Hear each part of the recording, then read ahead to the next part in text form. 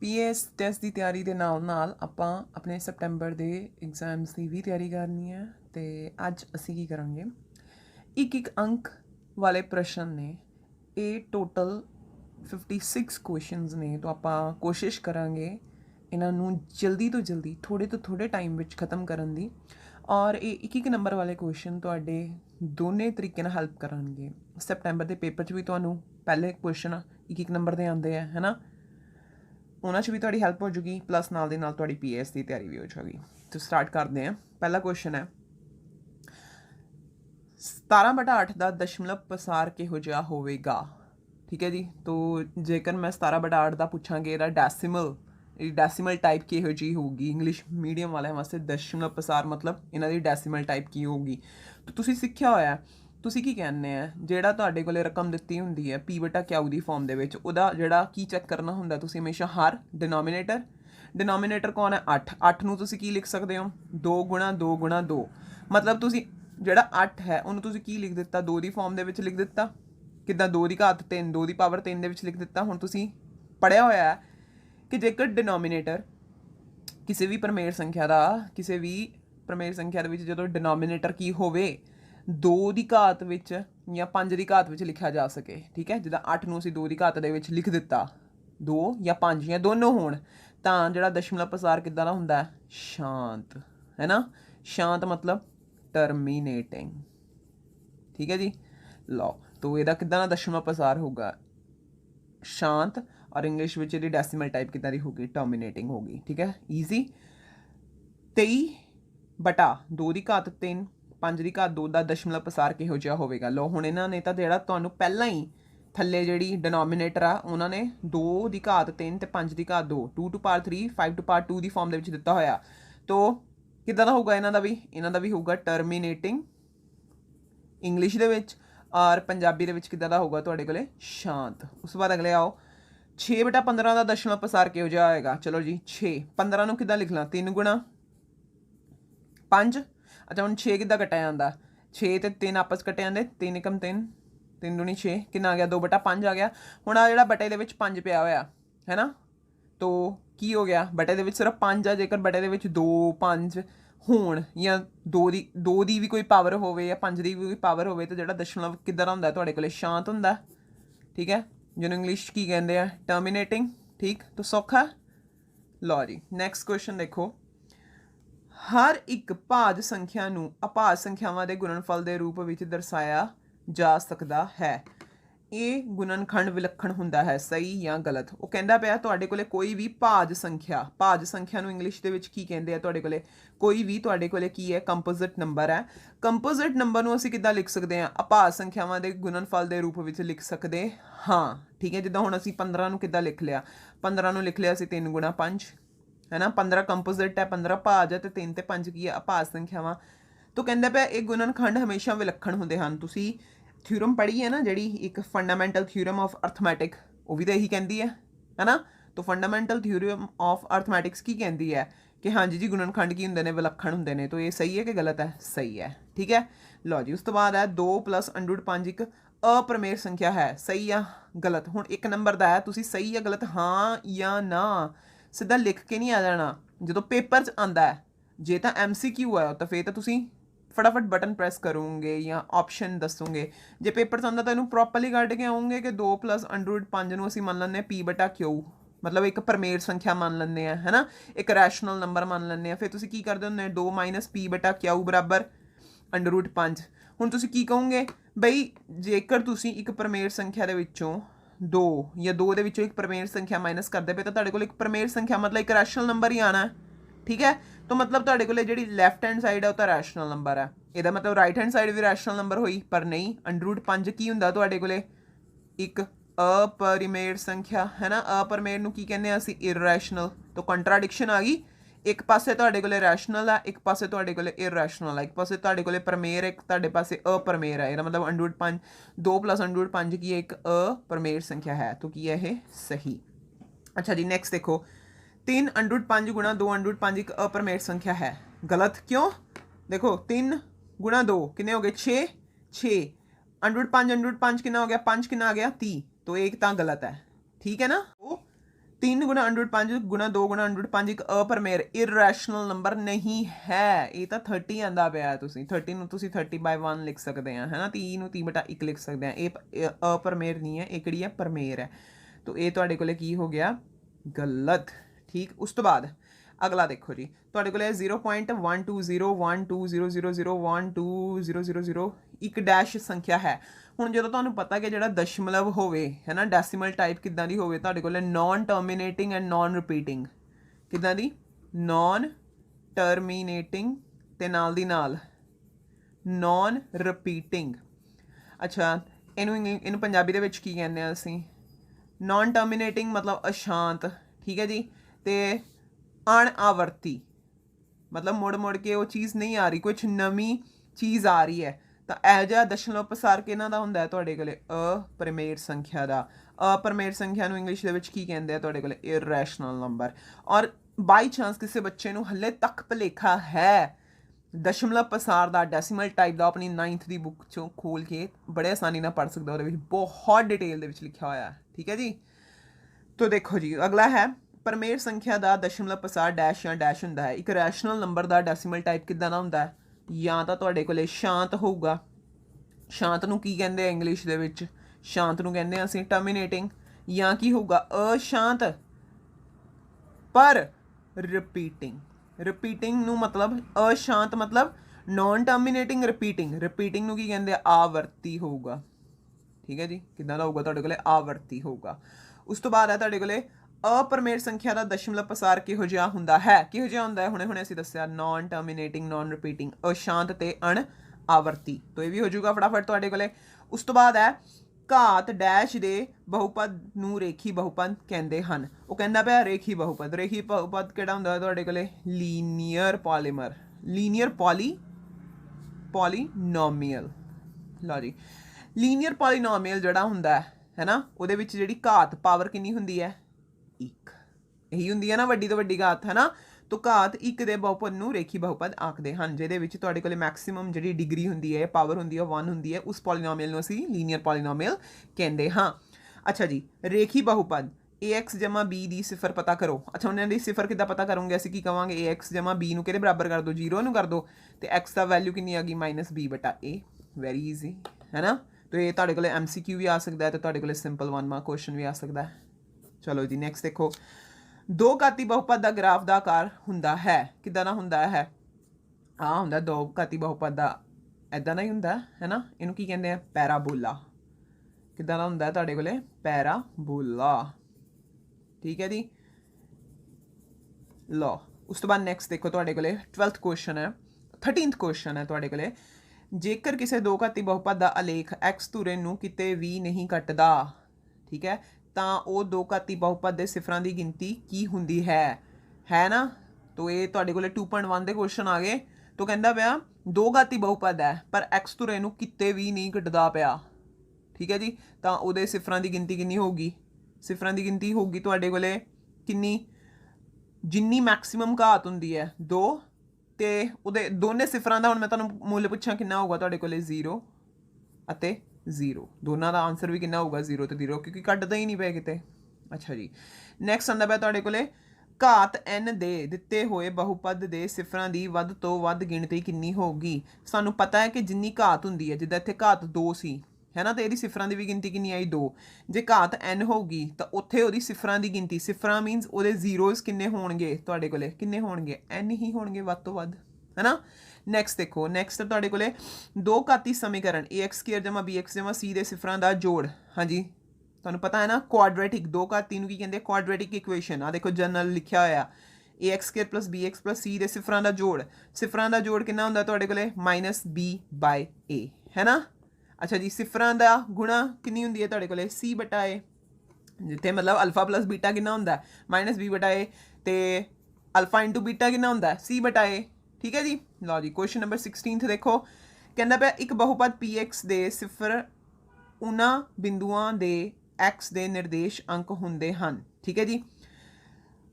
ਲਓ, ਸਮਝ ਲੱਗ ਗਈ ਤੁਹਾਡੇ ਕੋਲੇ। ਕਹਿੰਦਾ px ਦੇ ਜਿਹੜੇ ਸਿਫਰ ਆਉਂਦੇ ਆ ਨਾ, ਤਾਂ ਉਹ ਕੀ ਹੁੰਦੇ ਨੇ, ਬਿੰਦੂਆਂ ਦੇ x ਨਿਰਦੇਸ਼ ਅੰਕ ਹੁੰਦੇ ਹਨ, ਜਿੱਥੇ py ਦਾ ਆਲੇਖ ਡੈਸ਼ ਧੁਰੇ ਨੂੰ ਕੱਟਦਾ ਹੈ। ਕਿਹੜੇ ਧੁਰੇ ਨੂੰ ਕੱਟਦਾ ਹੈ ਤੁਹਾਡੇ ਕੋਲੇ? ਜੇਕਰ ਨਿਰਦੇਸ਼ ਅੰਕ ਸਿਰਫ x ਨੇ, ਕਿਹੜੇ ਧੁਰੇ ਨੂੰ ਕੱਟੂਗਾ? ਤੁਹਾਡੇ ਕੋਲੇ x ਧੁਰੇ ਨੂੰ ਕੱਟੂਗਾ। ਠੀਕ ਹੈ, ਮਤਲਬ ਤੁਹਾਡੇ ਕੋਲੇ ਇਹਦਾ ਗ੍ਰਾਫ ਕਿੱਦਾਂ ਦਾ ਆਊਗਾ? ਤੁਹਾਡੇ ਕੋਲੇ ਇਹਦਾ ਗ੍ਰਾਫ ਇਦਾਂ ਦਾ ਆਊਗਾ।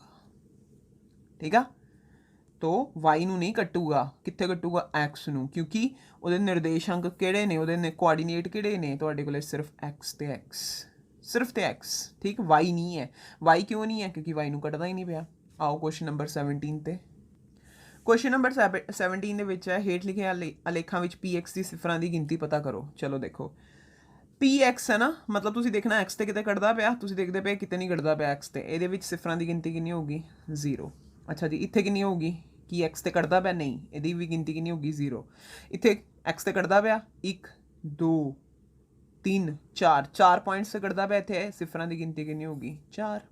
ਠੀਕ ਆ, ਅੱਛਾ ਜੀ, ਉਸ ਤੋਂ ਬਾਅਦ ਆ ਜਾਓ AP 3, 1, -1, -3 ਦਾ ਪਹਿਲਾ ਪਦ ਅਤੇ ਸਾਂਝਾ ਅੰਤਰ ਪਤਾ ਕਰੋ। ਲਓ ਜੀ, ਬਹੁਤ ਸੌਖਾ ਹੈ। ਤੋ ਕਿੰਨਾ ਹੋਊਗਾ? A ਦੀ ਵੈਲਿਊ ਕਿੰਨੀ ਹੋਊਗੀ? ਜਿਹੜੀ ਪਹਿਲੀ ਵੈਲਿਊ ਹੈ A ਦੀ ਵੈਲਿਊ ਕਿੰਨੀ ਹੈ ਤੁਹਾਡੇ ਕੋਲੇ? 3। ਪਹਿਲੀ ਰਕਮ ਨੂੰ A ਕਹਿੰਦੇ ਆ, ਹੈ ਨਾ। D ਕਿਹਦੇ ਬਰਾਬਰ ਹੁੰਦਾ? T2 - T1। ਦੂਜੀ ਰਕਮ ਕਿਹੜੀ ਹੈ? 1 -3। ਕਿੰਨਾ ਆਨਸਰ ਆ ਗਿਆ? -2। ਬਸ ਇੱਥੇ ਇਹੀ ਚੀਜ਼ ਹੈ, ਜੇਕਰ ਕਿਸੇ ਨੇ ਗਲਤੀ ਨਾਲ 2 ਲਿਖਤਾ ਉਹਦੀ ਗਲਤੀ ਹੋ ਜਾਣੀ। ਠੀਕ ਹੈ, ਤਾਂ ਕਿੰਨਾ ਆਨਸਰ ਆ ਗਿਆ? ਵਿੱਚ ਤੁਸੀਂ ਕੀ ਕੀਤਾ? ਤੁਸੀਂ ਜਿੱਦਾਂ A ਤੇ D ਦੋਨੋਂ ਕੱਢ ਲਿਆ, ਉਹਨਾਂ ਨੇ ਪਹਿਲਾਂ A ਪੁੱਛਿਆ, ਤੁਸੀਂ ਕੀ ਕਰੋ? A ਦੀ ਵੈਲਿਊ ਲਿਖ ਦਿਓ ਕਿੰਨੀ? 3, ਕੋਮਾ ਪਾ ਕੇ -2 ਲਿਖ ਦਿਓ, ਕਿਉਂਕਿ ਬਾਅਦ ਵਿੱਚ ਉਹਨੇ ਸਾਂਝਾ ਅੰਤਰ ਪੁੱਛਿਆ। ਠੀਕ ਹੈ ਜੀ, ਨੈਕਸਟ ਕੁਐਸਚਨ ਆਓ, ਤੁਹਾਡੇ ਕੋਲੇ ਹੈ AP 0.6, 1.7, 2.8, 3.9 ਦਾ ਪਹਿਲਾ ਪਦ, ਮਤਲਬ ਪਹਿਲੀ ਰਕਮ, ਫਰਸਟ ਟਰਮ। A ਪਤਾ ਕਰੋ ਤੇ ਸਾਂਝਾ ਅੰਤਰ D ਪਤਾ ਕਰੋ। ਲਓ ਜੀ, ਕਿੰਨਾ ਹੈ ਤੁਹਾਡੇ ਕੋਲੇ? A ਦੀ ਵੈਲਿਊ ਕਿੰਨੀ ਹੈ? 0.6, ਹੈ ਨਾ। ਤੇ D ਦੀ ਵੈਲਿਊ ਕਿੰਨੀ ਹੋਊਗੀ ਤੁਹਾਡੇ ਕੋਲੇ? ਕੀ ਹੁੰਦਾ? T2 - T1, ਤਾਂ ਕਿੰਨਾ ਆ ਗਿਆ? 1.7 - 0.6 ਕਿੰਨਾ ਹੋ ਜਾਊਗਾ ਤੁਹਾਡੇ ਕੋਲੇ? 1.1। तो कितना आ गया? 0.6 एंड 1.1। तो 1 मार्क क्वेश्चन है, किसने गलत नहीं होने देना है बिल्कुल भी अपना। तो ਤੁਹਾਡੇ ਕੋਲ ਇਹ -10, -6, -2, 2 ਇੱਕ AP ਹੈ, ਸਹੀ ਜਾਂ ਗਲਤ? ਹੁਣ ਤੁਹਾਨੂੰ ਪਤਾ AP ਕਿੱਦਾਂ ਚੈੱਕ ਕਰਦੇ ਆ? ਕੋਈ ਦਿੱਤੀ ਹੋਈ ਜਿਹੜੀ ਸੀਰੀ ਹੁੰਦੀ ਆ ਉਹ AP ਸੀਰੀ ਹੈ, ਅਰਥਮੈਟਿਕ ਪ੍ਰੋਗਰੈਸ਼ਨ ਹੈ ਕਿ ਨਹੀਂ ਹੈ। ਅਸੀਂ ਕੀ ਕਰਦੇ ਹਾਂ? ਸਾਰਿਆਂ ਦੇ ਵਿੱਚ ਕਾਮਨ ਡਿਫਰੈਂਸ ਪਤਾ ਕਰਦੇ ਹਾਂ। ਤਾਂ ਪਹਿਲਾ ਕਾਮਨ ਡਿਫਰੈਂਸ ਕਿਹਦੇ ਵਿੱਚ? -6, ਫਿਰ -10। ਕਿੰਨਾ ਹੋ ਗਿਆ ਤੁਹਾਡੇ ਕੋਲੇ? ਇਹ ਹੋ ਗਿਆ -6 + 10। ਕਿੰਨਾ ਆ ਗਿਆ ਤੁਹਾਡੇ ਕੋਲ ਆਨਸਰ? 4। ਅਗਲਾ ਦੇਖੋ, ਅਗਲੇ ਦੇ ਵਿੱਚ ਤੁਹਾਡੇ ਕੋਲ -2।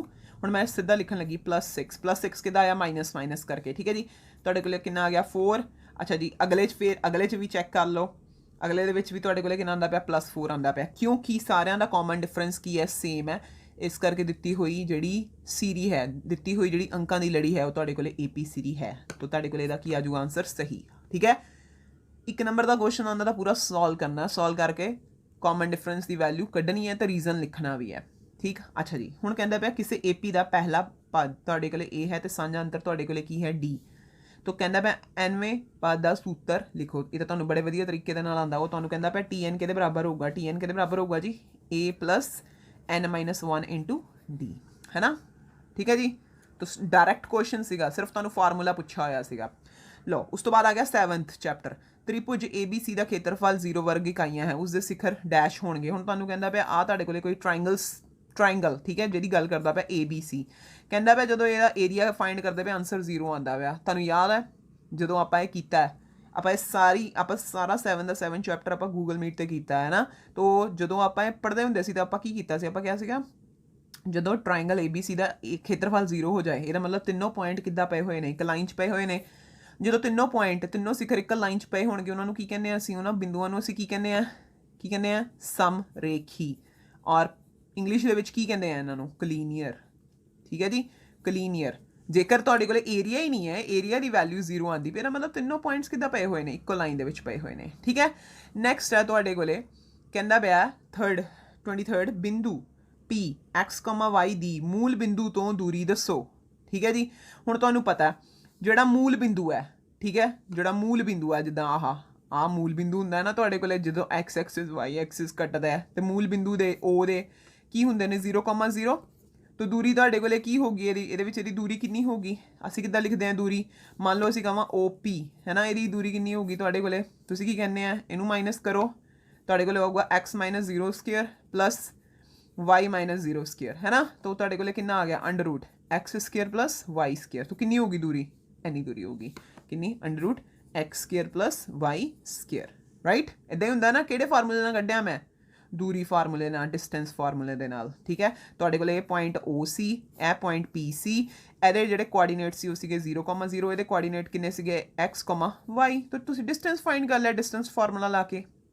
ਨੈਕਸਟ ਕੁਐਸਚਨ ਦੇਖੋ, ਮੂਲ ਬਿੰਦੂ ਦੇ ਨਿਰਦੇਸ਼ਾਂਕ ਕੀ ਹੁੰਦੇ ਹਨ? ਆ ਲਓ ਅਸੀਂ ਹੁਣੇ ਲਿਖੇ ਨਿਰਦੇਸ਼ਾਂਕ ਕਿੰਨੇ ਹੁੰਦੇ ਹਨ? 0,0, ਠੀਕ ਹੈ। ਲਓ ਜੀ, ਉਸ ਤੋਂ ਬਾਅਦ ਹੈ ਤੁਹਾਡੇ ਕੋਲੇ ਕਹਿੰਦਾ ਪਿਆ ਥੀਟਾ ਵਧਣ ਦੇ ਨਾਲ ਸਾਈਨ ਥੀਟਾ ਦਾ ਮੁੱਲ ਵੱਧਦਾ ਹੈ ਕਿ ਨਹੀਂ? ਤੁਹਾਨੂੰ ਪਤਾ ਹੈ, ਤੁਸੀਂ ਸਾਈਨ ਦੀ ਵੈਲਿਊ ਕਿੱਦਾਂ ਯਾਦ ਕੀਤੀ ਹੋਈ? 0, ਦੈਨ 30, ਦੈਨ ਉਸ ਤੋਂ ਬਾਅਦ 40, ਉਸ ਤੋਂ ਬਾਅਦ ਕਿਹੜੀ ਤੁਸੀਂ ਯਾਦ ਕੀਤੀ ਹੋਈ? 60, ਉਸ ਤੋਂ ਬਾਅਦ 90, ਹੈ ਨਾ। ਸਾਈਨ 0 ਕਿੰਨਾ ਹੁੰਦਾ ਤੁਹਾਨੂੰ ਪਤਾ ਹੈ? ਸਾਈਨ 0 ਕਿੰਨਾ ਹੁੰਦਾ ਤੁਹਾਡੇ ਕੋਲੇ? 0। 30 ਕਿੰਨਾ ਹੁੰਦਾ? 1/, ਤੁਹਾਡੇ ਕੋਲੇ 2। ਅੱਛਾ ਜੀ, ਇਹ ਕਿੰਨਾ ਹੁੰਦਾ? ਇਹ ਹੁੰਦਾ 1/√2। ਉਸ ਤੋਂ ਬਾਅਦ 60 ਕਿੰਨਾ ਹੁੰਦਾ? ਇਹ ਹੁੰਦਾ ਤੁਹਾਡੇ ਕੋਲੇ √3/2। ਔਰ ਇੱਥੇ ਕਿੰਨਾ ਹੁੰਦਾ ਤੁਹਾਡੇ ਕੋਲੇ? 1 ਹੁੰਦਾ। ਤਾਂ ਕੀ ਕਰਦੀ ਵੀ ਹੌਲੀ ਵੈਲਿਊ ਕੀ ਕਰਦੀ ਵੀ? ਵਧਦੀ ਵੀ, ਹੈ ਨਾ। ਤੋ ਤੁਸੀਂ ਕੀ ਲਿਖੋਗੇ? ਹਾਂ ਕਿ ਨਾ? ਹਾਂਜੀ, ਥੀਟਾ ਵਧਣ ਦੇ ਨਾਲ cos ਥੀਟਾ ਦਾ ਮੁੱਲ ਵੀ ਘਟਦਾ ਹੈ। ਹਾਂਜੀ ਬਿਲਕੁਲ, ਕੀ ਕਰਦਾ? ਘਟਦਾ ਹੈ। cos ਥੀਟਾ ਕੀ ਹੁੰਦਾ? ਉਲਟਾ ਹੋ ਜਾਂਦਾ ਕਿੱਥਾਂ? 1 ਤੋਂ 0 ਵਾਲੇ ਪਾਸੇ। ਤੋਂ ਕੀ ਕਰਦਾ ਹੈ? ਘਟਦਾ ਹੈ। ਬਿਲਕੁਲ ਸਹੀ ਹੈ। ਕੀ ਕਰਦਾ ਹੈ? ਘਟਦਾ ਹੈ। ਠੀਕ ਹੈ ਜੀ, ਸਹੀ ਹੈ, ਘਟਦਾ ਹੈ। ਉਸ ਤੋਂ ਬਾਅਦ ਆਉਂਦਾ ਤੁਹਾਡੇ ਕੋਲੇ ਕਹਿੰਦਾ ਵੇ ਅਗਰ a ਬਰਾਬਰ 0 ਹੈ, ਡਿਗਰੀ ਹੈ, ਤਾਂ cot 0 ਕਿੰਨਾ ਹੁੰਦਾ? ਤਾਂ cot 0 ਕਿੰਨਾ ਹੋਊਗਾ ਤੁਹਾਡੇ ਕੋਲੇ? ਟੈਂਜੈਂਟ 0 ਦਾ ਉਲਟ। तो मैं की लिखा 1/tangent 0, है ना। तो कितना आ गया ਤੁਹਾਡੇ ਕੋਲੇ? 1/0। ਟੈਂਜੈਂਟ 0 ਹੁੰਦਾ 1/0। 1/0 ਪ੍ਰਭਾਸ਼ਿਤ ਨਹੀਂ ਹੈ ਨਾ। 1/0 ਦੀ ਵੈਲਿਊ ਕਿੰਨੀ ਹੁੰਦੀ ਹੈ? ਇਨਫਿਨਿਟੀ ਹੁੰਦੀ ਹੈ। ਤਾਂ ਪ੍ਰਭਾਸ਼ਿਤ ਨਹੀਂ ਹੈ। ਬਿਲਕੁਲ ਉਹਨੇ ਸਹੀ ਕਿਹਾ, ਪ੍ਰਭਾਸ਼ਿਤ ਨਹੀਂ ਹੈ। ਅਸੀਂ ਇਹਨੂੰ ਨਹੀਂ ਲਿਖ ਸਕਦੇ। ਤਾਂ ਇਹ ਕੀ ਹੈ ਤੁਹਾਡੇ ਕੋਲੇ? ਸਹੀ।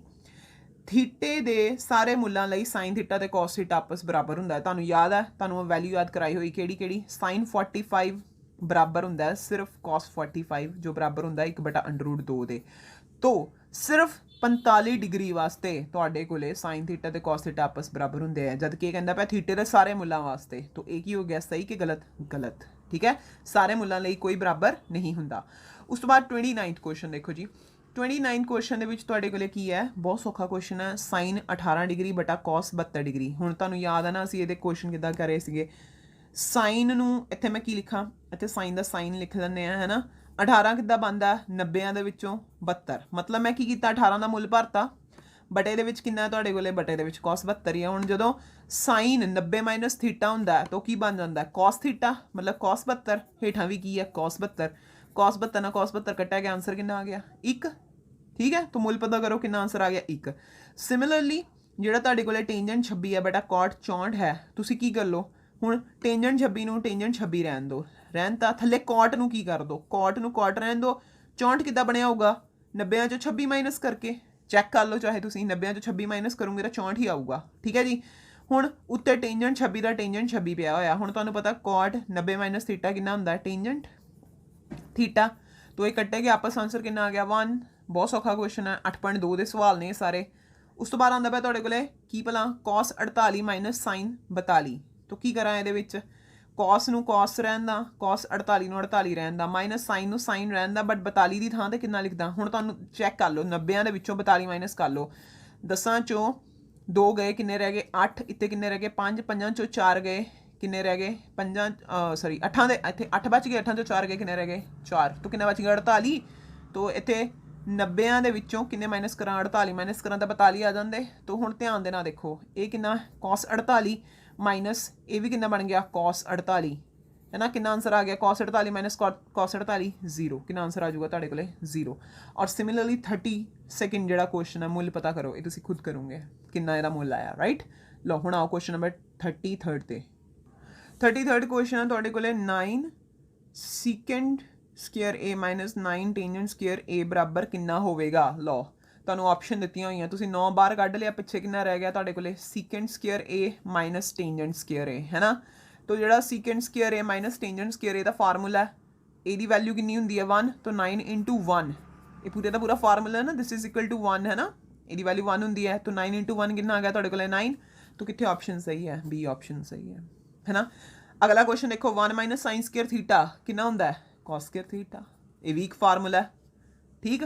अच्छा जी, उस तो बाद cot square a minus cot square cosecant square a minus cot square a, ये भी तुहाडे कोले की है एक फार्मूला। कितना इहदा आंसर आऊगा तुहाडे कोले? 1, ठीक।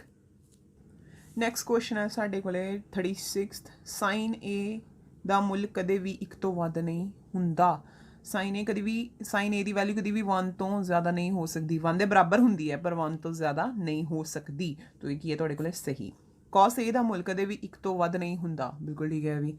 cos A the we value ਕਦੀ 1 ਤੋਂ ਜ਼ਿਆਦਾ ਨਹੀਂ ਹੋ ਸਕਦੀ। ਇਹਦੀ ਵੈਲਿਊ ਨੈਗੇਟਿਵ ਵੀ ਹੁੰਦੀ ਆ। ਠੀਕ ਹੈ ਜੀ।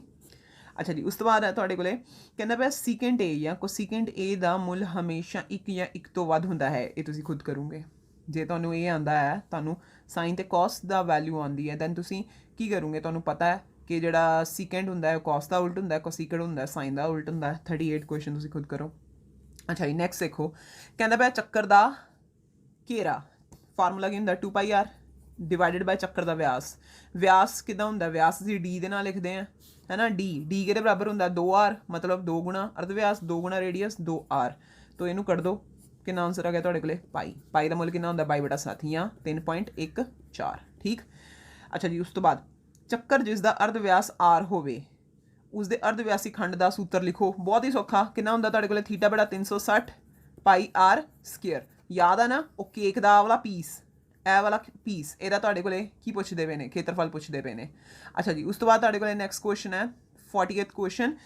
ਇੱਕ ਚੱਕਰੀ ਖੇਤਰ ਦਾ ਉਹ ਭਾਗ ਜੋ ਦੋ ਅਰਧ ਵਿਆਸਾਂ ਸੰਗਤ ਚਾਪ ਦੇ ਨਾਲ 41st ਕੁਐਸਚਨ ਹੈ। ਕਹਿੰਦਾ ਪਿਆ ਤੁਹਾਡੇ ਕੋਲੇ ਇੱਕ ਚੱਕਰੀ ਖੇਤਰ ਦਾ ਉਹ ਭਾਗ। ਠੀਕ ਹੈ ਜੀ। ਤੁਹਾਡੇ ਕੋਲੇ ਕੀ ਹੈ? ਇੱਕ ਸਰਕਲ ਆ, ਉਹਦਾ ਸੈਂਟਰ ਹੈ। ਤੁਸੀਂ ਕੀ ਕਰ ਦਿੱਤਾ? 2 ਰੇਡੀਅਸ ਡਰਾ ਕਰ ਦਿੱਤੇ। ਕਹਿੰਦਾ ਪਿਆ ਕਿੰਨਾ ਬਣਿਆ ਹੋਇਆ? 2 ਅਰਧ ਵਿਆਸਾਂ ਦੇ ਨਾਲ। 2 ਅਰਧ ਵਿਆਸ ਲੈ ਲੇ ਤੇ ਸੰਗਤ ਚਾਪ ਨਾ ਘਿਰ ਕੇ। ਆ ਕੀ ਹੈ ਤੁਹਾਡੇ ਕੋਲੇ? ਇਹਦੀ ਸੰਗਤ ਚਾਪ ਇਹਨਾਂ ਘਿਰ ਕੇ ਬਣਿਆ ਹੁੰਦਾ ਹੈ। ਤਾਂ ਇਸ ਚੀਜ਼ ਨੂੰ ਕੀ ਕਹਿੰਦੇ ਆ? ਕੇਕ ਵਾਲਾ ਹਿੱਸਾ ਹੀ ਹੈ। ਇਹਨੂੰ ਅਸੀਂ ਕੀ ਕਹਿੰਦੇ ਆ? ਉਸਨੂੰ ਕੀ ਆਖਦੇ ਹਨ? ਆਹੀ ਕੀ ਆਖਦੇ ਨੇ? ਅਰਧ ਵਿਆਸੀ ਖੰਡ। ਔਰ ਇੰਗਲਿਸ਼ ਦੇ ਵਿੱਚ ਇਹਨੂੰ ਕੀ ਕਹਿੰਦੇ? ਅਰਧ ਵਿਆਸੀ ਖੰਡ ਨੂੰ। ਅਰਧ ਵਿਆਸੀ ਖੰਡ ਨੂੰ ਇੰਗਲਿਸ਼ ਦੇ ਵਿੱਚ ਕਹਿੰਦੇ ਆ ਅਸੀਂ ਸੈਕਟਰ। ਤੇ ਜਿਹਦਾ ਏਰੀਆ ਕਿਹਦੇ ਬਰਾਬਰ ਹੁੰਦਾ ਹੈ? θ/360 πr²। ਠੀਕ ਹੈ। ਹੁਣ ਉਸ ਤੋਂ ਬਾਅਦ ਕੀ ਕਹਿੰਦਾ ਪਿਆ? ਕੋਣ ਥੀਟਾ ਵਾਲੇ ਅਰਧ ਵਿਆਸੀ ਖੰਡ ਦੇ ਚਾਪ ਦੀ ਲੰਬਾਈ ਪਤਾ ਕਰਨ ਦਾ ਸੂਤਰ ਦੱਸੋ। ਮਤਲਬ ਆਹ ਚਾਪ, ਆਹ ਵਾਲੀ ਚਾਪ, ਇਹਦੀ ਲੰਬਾਈ ਨੂੰ ਕਿੱਦਾਂ ਮੈਜ਼ਰ ਕਰਦੇ ਆ? ਸੂਤਰ ਕੀ ਹੁੰਦਾ ਇਹਦਾ? ਸਾਡੇ ਕੋਲੇ ਇਹਦਾ ਸੂਤਰ ਹੁੰਦਾ ਸਾਡੇ ਕੋਲ θ/180 ਨਾਲ ਹੁੰਦਾ ਤੁਹਾਡੇ ਕੋਲੇ πr, ਹੈ ਨਾ। ਤਾਂ ਸਿੱਧੇ ਕੁਐਸਚਨ ਅਗਰ ਤੁਹਾਨੂੰ ਫਾਰਮੂਲਾ ਆਉਂਦਾ ਤੁਸੀਂ ਫਟਾਫਟ ਇਹਨੂੰ ਕੀ ਕਰ ਦੂੰਗੇ? ਸਹੀ ਫਾਰਮੂਲੇ ਨੂੰ ਟਿਕ ਕਰ ਦੂੰਗੇ। ਜਾਂ ਜੇਕਰ ਫਾਰਮੂਲਾ ਲਿਖਣਾ ਹੀ ਪੈਂਦਾ ਤਾਂ ਵੀ ਤੁਹਾਨੂੰ ਯਾਦ ਹੋਣਾ ਉਹ ਬਹੁਤ ਜ਼ਿਆਦਾ ਜ਼ਰੂਰੀ ਹੈ। ਨੈਕਸਟ ਹੈ ਤੁਹਾਡੇ ਕੋਲੇ ਅਰਧ ਵਿਆਸ r ਵਾਲੇ ਚੱਕਰ ਦੇ ਅਰਧ ਵਿਆਸੀ ਖੰਡ ਦਾ ਖੇਤਰਫਲ ਜਿਸ ਦਾ ਕੋਣ p ਡਿਗਰੀ ਹੈ ਅਨੁਸਾਰ ਕੀ ਹੋਵੇਗਾ। ਹੁਣ ਤੁਹਾਨੂੰ ਕਹਿੰਦਾ ਪਿਆ ਤੁਹਾਡੇ ਕੋਲੇ ਇੱਕ ਚੱਕਰ ਹੈ, ਠੀਕ ਹੈ, ਤੇ ਤੁਹਾਡੇ ਕੋਲੇ ਜਿਹੜਾ ਇੱਥੇ ਐਂਗਲ ਬਣਦਾ ਪਿਆ ਉਹਨੂੰ p ਲਿਖਦੇ ਆ ਔਰ ਰੇਡੀਅਸ r ਹੈ। ਤਾਂ ਕੀ ਕਹਿੰਦਾ ਕੀ ਹੋਊਗਾ ਉਹਦੇ ਅਰਧ ਵਿਆਸੀ ਖੰਡ ਦਾ ਖੇਤਰਫਲ? ਤੁਹਾਨੂੰ ਪਤਾ ਕਿੰਨਾ ਹੁੰਦਾ? θ/360। ਥੀਟਾ ਹੁਣ ਕੀ ਹੋ ਜਾਊਗਾ? p/360 × πr²।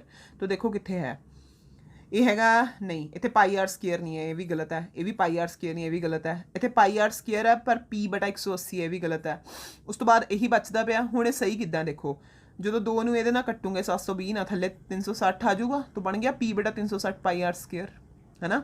ਤਾਂ ਉਹਨੇ ਥੀਟੇ ਦੀ ਥਾਂ ਤੇ ਤੁਹਾਨੂੰ p ਲਿਖ ਦਿੱਤਾ ਔਰ ਛੋਟਾ r ਪਾਉਂਦੇ ਆ, ਇਹਨੇ ਕੈਪੀਟਲ r ਲੈ ਲਿਆ। ਠੀਕ ਹੈ। ਤਾਂ 43rd ਕੁਐਸਚਨ ਵੀ ਬਹੁਤ ਸੌਖਾ ਸੀ। ਨੈਕਸਟ ਦੇਖੋ ਜੀ, ਕਹਿੰਦਾ ਪਿਆ ਖਾਲੀ ਕਥਨ ਨੂੰ ਪੂਰਾ ਕਰੋ। ਫਿਲ ਇਨ ਦਾ ਬਲੈਂਕ। ਚੱਕਰ ਖੰਡ ਦਾ ਖੇਤਰਫਲ ਬਰਾਬਰ ਕਿਹਦੇ ਹੁੰਦਾ ਹੈ? ਸੰਗਤ ਅਰਧ ਵਿਆਸੀ ਖੰਡ ਦਾ ਖੇਤਰਫਲ। ਹੁਣ ਇਹ ਜਿਹੜਾ ਚੱਕਰ ਖੰਡ ਦਾ ਖੇਤਰਫਲ ਹੈ ਨਾ, ਇਹ ਕਿਹਦੇ ਬਰਾਬਰ ਹੁੰਦਾ ਹੈ? ਮਤਲਬ ਇਹ ਕਿਹਦੀ ਗੱਲ ਕਰਦਾ ਹੈ? ਧਿਆਨ ਨਾਲ ਦੇਖੋ। ਤੁਸੀਂ ਕੀ ਕੀਤਾ? ਤੁਹਾਡੇ ਕੋਲ ਇੱਕ ਸੈਕਟਰ ਆ ਗਿਆ। ਸੈਕਟਰ ਜਿਹਨੂੰ ਕੀ ਕਹਿੰਦੇ ਆ ਅਸੀਂ? ਅਰਧ ਵਿਆਸੀ ਖੰਡ। ਠੀਕ ਹੈ ਜੀ। ਹੁਣ ਤੁਸੀਂ ਕੀ ਕੀਤਾ? ਇਹਨੂੰ ਇਹਦੇ ਨਾਲ ਮਿਲਾਤਾ।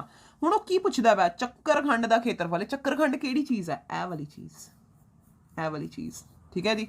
ਤਾਂ ਇਸ ਭਾਗ ਦਾ ਖੇਤਰਫਲ ਕਿਹਦੇ ਬਰਾਬਰ ਹੋਊਗਾ? ਉਹ ਕਹਿੰਦਾ ਪਿਆ ਜਿਹੜਾ ਸੈਕਟਰ ਹੈ ਪੂਰੇ ਦਾ ਪੂਰਾ ਅਰਧ ਵਿਆਸੀ ਖੰਡ ਦਾ ਖੇਤਰਫਲ ਚੋਂ ਕਿਹਨੂੰ ਮਾਈਨਸ ਕਰੋ। ਇਹ ਪੂਰੇ ਦੇ ਪੂਰੇ ਵਿੱਚੋਂ ਕਿਹਨੂੰ ਮਾਈਨਸ ਕਰਨਾ ਪੈਣਾ ਕਿ ਛੋਟੇ ਜਿਹੇ ਭਾਗ ਦਾ ਖੇਤਰਫਲ ਨਿਕਲ ਜਾਏ। ਤੁਹਾਡੇ ਕੋਲੇ ਕੀ ਬਣਦੀ ਵੀ ਉੱਪਰ ਤਿਕੋਣ ਮਾਈਨਸ ਕੀ ਕਰਾਂ? ਤੁਹਾਡੇ ਕੋਲੇ ਤਿਕੋਣ ਦਾ ਖੇਤਰਫਲ। ਤੁਹਾਨੂੰ ਤਿਕੋਣ ਦੇ ਖੇਤਰਫਲ ਨੂੰ ਕੀ ਕਰਨਾ ਪਊਗਾ? ਮਾਈਨਸ ਕਰਨਾ ਪਊਗਾ। ਠੀਕ ਹੈ ਜੀ। ਆਓ ਜੀ ਕੁਐਸਚਨ ਨੰਬਰ 45 ਤੇ। 45th ਕੁਐਸਚਨ ਹੈ ਜਦੋਂ ਕਿਸੇ ਸ਼ੰਕੂ ਦੇ ਉਸਦੇ ਆਧਾਰ ਦੇ ਸਮਾਂਤਰ ਕਿਸੇ ਤਲ ਦੁਆਰਾ ਕੱਟ ਕੇ ਇੱਕ ਛੋਟਾ ਜਿਹਾ ਸ਼ੰਕੂ ਹਟਾ ਦਿੰਦੇ ਹਾਂ ਤਾਂ ਬਾਕੀ ਜੋ ਠੋਸ ਬਚਦਾ ਹੈ ਉਸਨੂੰ ਸ਼ੰਕੂ ਦਾ ਕੀ ਕਹਿੰਦੇ ਹਨ? ਤਾਂ ਤੁਹਾਡੇ ਕੋਲੇ ਸ਼ੰਕੂ ਆ, ਹੈ ਨਾ, ਤੁਹਾਡੇ ਕੋਲੇ ਕੋਨ ਹੈ। ਉਹ ਕਹਿੰਦਾ ਪਿਆ ਜੇਕਰ ਤੁਸੀਂ ਸ਼ੰਕੂ ਦੇ ਕੋਨ ਦਾ ਜਿਹੜਾ ਕੋਨ ਹੈ ਨਾ ਉਹਦਾ ਬੇਸ ਉਹਦੇ ਪੈਰਲਲ ਇੱਥੋਂ ਕੁਝ ਕੱਟ ਦਿੰਦੇ ਹੋ, ਇਸ ਚੀਜ਼ ਨੂੰ ਉਡਾ ਦਿੰਦੇ ਹੋ, ਤੇ ਜਿਹੜੀ ਇਹ ਬਾਕੀ ਬਚਦੀ ਚੀਜ਼ ਹੈ, ਜਿਹੜੀ ਇਹ ਬਾਕੀ ਬਚ ਜਾਂਦੀ ਇਹਨੂੰ ਕੀ ਕਹਿੰਦੇ ਆ? ਸ਼ੰਕੂ ਦਾ ਕੀ ਕਹਿੰਦੇ ਆ ਆਪਾਂ? ਛਿੰਨਕ, ਹੈ ਨਾ? ਕੀ ਕਹਿੰਦੇ ਆ ਅਸੀਂ ਇਹਨੂੰ? ਛਿੰਨਕ ਕਹਿੰਦੇ ਆ, ਔਰ ਇੰਗਲਿਸ਼ ਦੇ ਵਿੱਚ ਇਹਨੂੰ ਕੀ ਕਹਿੰਦੇ ਆ? ਫਰਸਟਮ। ਉਸ ਤੋਂ ਬਾਅਦ ਨੈਕਸਟ ਆਓ, ਨੈਕਸਟ ਹੈ ਤੁਹਾਡੇ ਕੋਲੇ ਸਿੱਧੇ ਸਿੱਧੇ ਸਵਾਲ ਆ ਹੁਣ, ਠੀਕ ਹੈ ਜੀ। ਸ਼ੰਕੂ ਦੀ ਛਿੰਨਕ ਦੇ ਆਇਤਨ ਦਾ ਸੂਤਰ ਡੈਸ਼। ਤਾਂ ਕੀ ਹੁੰਦਾ ਹੈ ਤੁਹਾਡੇ ਕੋਲੇ? ਇਹ ਹੁੰਦਾ ਤੁਹਾਡੇ ਕੋਲੇ 1/3 ਹੈ ਨਾ, ਪਾਈ h ਇਨਟੂ ਨਾਲ ਕੀ ਆ ਜਾਂਦਾ ਤੁਹਾਡੇ ਕੋਲੇ r1 square plus r2 square plus r1 r2, ਠੀਕ ਹੈ ਨਾ? ਤੁਹਾਡੇ ਕੋਲੇ ਦੋ ਰੇਡੀਅਸ ਹੁੰਦੇ ਆ, ਇੱਕ ਥੱਲੇ ਵੱਡਾ, ਇੱਕ ਉੱਪਰ ਛੋਟਾ, है ना? तो फार्मूला है, डायरेक्ट फार्मूला है, ये तुहानू एज सच लिखना ही पैना है। उस तो बाद है 47वां क्वेश्चन, शंकु दी छिनक दी वक्र सतह दा खेत्रफल दा सूत्र की हुंदा है? तुहाडे कोले की हुंदा है इहदा सूत्र? ये हुंदा तुहाडे कोले पाई into r1 plus r2 into l, है ना? वक्र सतह दा मतलब की हुंदा? सब कुछ ले लो, खेत्रफल लेना, छत छड़ देनी ते फर्श छड़ देना, है ना? उहदा सूत्र की है तुहाडे कोले ये। उस तो बाद नैक्सट आ जाओ जी, ਨੈਕਸਟ ਹੈ ਤੁਹਾਡੇ ਕੋਲੇ ਕੁੱਲ ਸਤਹ ਦਾ ਖੇਤਰਫਲ। ਜਦੋਂ ਤੁਹਾਡੇ ਕੋਲੇ ਕੁੱਲ ਸਤਹ ਆ ਜਾਂਦੀ ਹੈ, ਕੁੱਲ ਸਤਹ ਦੇ ਵਿੱਚ ਤੁਹਾਡੇ ਕੋਲੇ ਕੀ ਆ ਜਾਂਦਾ? ਵਕਰ ਸਤਹ ਦੇ ਨਾਲ ਨਾਲ ਛੱਤ ਤੇ ਥੱਲੇ ਤੁਹਾਡੇ ਕੋਲੇ ਉਹਦਾ ਫਰਸ਼ ਵੀ ਆ ਜਾਂਦਾ ਹੈ ਨਾ? ਮਤਲਬ ਉਹਦੇ ਦੋਨੋਂ ਅਪਰ ਔਰ ਲੋਅਰ ਬੇਸਿਸ ਵੀ ਆ ਜਾਂਦੇ। ਕੀ ਲਿਖੋਗੇ ਤੁਸੀਂ ਇਹਦੇ ਵਿੱਚ? ਇੱਕ ਤਾਂ ਤੁਹਾਡੇ ਕੋਲੇ ਇਹੀ ਹੋ ਗਿਆ, ਇੱਕ ਤਾਂ ਚੀਜ਼ ਇਹੀ ਆ ਜੂਗੀ pi into r1 plus r2 into l। ਹੁਣ ਉੱਪਰਲੀ ਚੀਜ਼ ਕੀ ਆਊਗੀ? ਦੇਖੋ ਉੱਪਰ ਵੀ ਇੱਕ ਚੱਕਰ ਹੈ, ਥੱਲੇ ਵੀ ਤੁਹਾਡੇ ਕੋਲੇ ਇੱਕ ਚੱਕਰ ਹੈ। ਤੁਹਾਡੇ ਕੋਲੇ ਕੀ ਆ ਜੂਗਾ? ਪਾਈ r1 ਸਕੁਅਰ ਪਲਸ ਪਾਈ r2 ਸਕੁਅਰ, ਠੀਕ? Very simple. ਹੁਣ ਆਓ ਜੀ 49th ਕੁਐਸਚਨ ਤੇ। ਜੋ 49th ਕੁਐਸਚਨ ਹੈ, ਕਿਸੇ ਪ੍ਰਯੋਗ ਦੀਆਂ ਸਾਰੀਆਂ ਮੁੱਢਲੀਆਂ ਘਟਨਾਵਾਂ ਦੀਆਂ ਸੰਭਾਵਨਾਵਾਂ ਦਾ ਜੋੜ ਕਿੰਨਾ ਹੁੰਦਾ ਹੈ? ਸੰਭਾਵਨਾਵਾਂ ਦਾ ਜੋੜ ਕਿੰਨਾ ਹੁੰਦਾ ਤੁਹਾਡੇ ਕੋਲੇ? 1। ਕਿਸੇ ਘਟਨਾ ਲਈ ਇਹ ਸੱਚ ਹੈ ਕਿ PE ਬਰਾਬਰ 1, ਠੀਕ ਹੈ? PE ਬਰਾਬਰ 1, ਹਾਂਜੀ। ਕਿਸੇ ਘਟਨਾ ਲਈ ਇਹ ਸੱਚ ਹੈ ਕਿ PE ਬਰਾਬਰ 1, ਇਹਦਾ ਮਤਲਬ ਤੁਹਾਡੇ ਕੋਲੇ ਉਹ ਘਟਨਾ ਸੱਚੀ ਮੁੱਚੀ ਹੁੰਦੀ ਵੀ ਆ। ਅਸੀਂ ਇੱਥੇ ਕੀ ਲਿਖ ਸਕਦੇ ਹਾਂ? ਹਾਂ, ਠੀਕ ਹੈ। ਓਬਵੀਅਸਲੀ ਜੋ PE ਮਤਲਬ ਘਟਨਾ ਹੋਈ ਪਲਸ PE ਬਾਰ ਘਟਨਾ ਨਹੀਂ ਹੋਈ, ਬਰਾਬਰ ਕਿਹਦੇ ਹੁੰਦਾ? 1 ਹੁੰਦਾ। ਇਹਦਾ ਮਤਲਬ ਉਹਦੇ ਨਾ ਹੋਣ ਦੀ ਸੰਭਾਵਨਾ ਕਿੰਨੀ ਸੀ? ਜਮਾਂ ਹੀ 0 ਸੀ, ਠੀਕ ਹੈ। ਨੈਕਸਟ ਹੈ ਕਿਸੇ ਅਸੰਭਵ ਘਟਨਾ ਦੀ ਸੰਭਾਵਨਾ, ਜਿਹੜੀ ਘਟਨਾ ਹੋ ਹੀ ਨਹੀਂ ਸਕਦੀ, ਉਹਦੀ ਸੰਭਾਵਨਾ ਕਿੰਨੀ ਹੁੰਦੀ ਹੈ? 0। ਆਨਸਰ 0 ਤੇ 1 ਦੇ ਵਿੱਚ ਵਿਚਲਾਈ ਕਰਦਾ, ਹੈ ਨਾ? 0 ਵੀ ਹੋ ਸਕਦਾ, 1 ਵੀ ਹੋ ਸਕਦਾ, ਤੇ ਇਹਨਾਂ ਦੇ ਗੱਬੇ ਵੀ ਹੋ ਸਕਦਾ। ਕਿਸੇ ਨਿਸ਼ਚਿਤ ਘਟਨਾ ਦੀ ਸੰਭਾਵਨਾ ਕਿ ਹੋਊਗੀ ਨਿਸ਼ਚਿਤ ਘਟਨਾ ਦੀ ਸੰਭਾਵਨਾ ਕਿੰਨੀ ਹੁੰਦੀ ਹੈ? 1। ਕਿਸੇ ਘਟਨਾ ਦੀ ਸੰਭਾਵਨਾ ਡੈਸ਼ ਤੋਂ ਵੱਡੀ ਜਾਂ ਉਸਦੇ ਬਰਾਬਰ, ਅੱਛਾ ਜੀ, ਅਤੇ ਡੈਸ਼ ਤੋਂ ਛੋਟੀ ਜਾਂ ਉਸਦੇ ਬਰਾਬਰ। ਵੱਡੀ ਕਿਸ ਤੋਂ ਹੁੰਦੀ ਹੈ? 0 ਤੋਂ ਜਾਂ ਉਹਦੇ ਬਰਾਬਰ, ਤੇ ਛੋਟੀ ਕਿਸ ਤੋਂ ਹੁੰਦੀ ਹੈ? 1 ਜਾਂ 1 ਦੇ ਬਰਾਬਰ। ਅੱਛਾ ਜੀ, ਅਗਲਾ ਕੁਐਸਚਨ ਹੈ, ਬਹੁਤ ਵਾਰੀ ਆਉਂਦਾ, ਹੇਠ ਲਿਖਿਆਂ ਵਿੱਚੋਂ ਕਿਹੜੀ ਕਿਸੇ ਘਟਨਾ ਦੀ ਸੰਭਾਵਨਾ ਨਹੀਂ ਹੋ ਸਕਦੀ? ਤੁਹਾਨੂੰ ਪਤਾ ਆਨਸਰ 0 ਹੁੰਦਾ, ਠੀਕ ਹੈ, ਜਾਂ ਉਹਦੇ ਬਰਾਬਰ ਹੁੰਦਾ, ਜਾਂ 1 ਹੁੰਦਾ, ਜਾਂ ਉਸ ਤੋਂ ਛੋਟਾ ਹੁੰਦਾ। ਇਹੀ ਹੈ ਨਾ? ਤਾਂ ਕਿਹੜਾ ਨਹੀਂ ਹੋ ਸਕਦਾ? ਮਾਈਨਸ ਨਹੀਂ ਹੋ ਸਕਦਾ, ਜਾਂ 1 ਤੋਂ ਵੱਡਾ ਨਹੀਂ ਹੋ ਸਕਦਾ। ਆ ਦੇਖੋ ਇੱਥੇ ਸਿੱਧਾ ਲਿਖਦਾ ਪਿਆ, ਮਾਈਨਸ ਲਾਇਆ ਹੋਇਆ। ਤਾਂ ਇਹ ਆਨਸਰ, ਉਹ ਕਹਿੰਦਾ ਪਿਆ ਕਿਹੜਾ ਆਨਸਰ ਗਲਤ ਹੈ, ਕਿਹੜੀ ਨਹੀਂ ਹੋ ਸਕਦੀ, ਤਾਂ ਇਹ ਆਨਸਰ ਨਹੀਂ ਹੋ ਸਕਦਾ।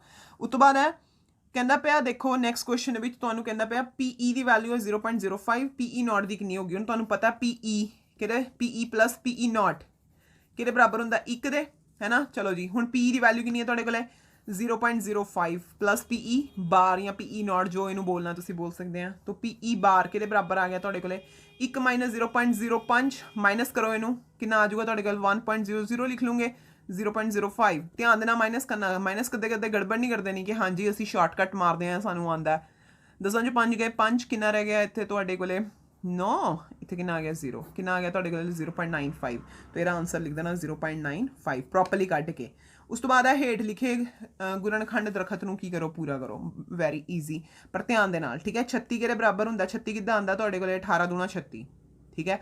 ਫਿਰ ਅੱਗੇ 18 ਕਿੱਦਾਂ ਆਇਆ? 2 ਨੂੰ ਕਿੰਨਾ ਗੁਣਾ ਕਰਾਂ? 18 ਆ ਜਾਏ 9 ਦੇ ਨਾਲ। ਕਿਹਦੇ ਨਾਲ? 9 ਦੇ ਨਾਲ। 2 ਨਾਲ 18, ਫਿਰ 9 ਕਿੱਦਾਂ ਬਣਦਾ? 3 ਗੁਣਾ 3 ਹੋ ਗਿਆ ਤੁਹਾਡੇ ਕੋਲ ਗੁਣਨਖੰਡ ਦਰਖਤ ਪੂਰਾ। ਤਾਂ ਅਸੀਂ ਬਹੁਤ ਘੱਟ ਟਾਈਮ ਦੇ ਵਿੱਚ ਸਾਰੇ ਦੇ ਸਾਰੇ ਕੁਐਸਚਨ ਸੋਲਵ ਕਰ ਲਏ, ਠੀਕ ਹੈ। ਤੁਸੀਂ ਵੀ ਵਧੀਆ ਤਰੀਕੇ ਦੇ ਨਾਲ ਇਹਦੀ ਤਿਆਰੀ ਕਰਨੀ ਹੈ।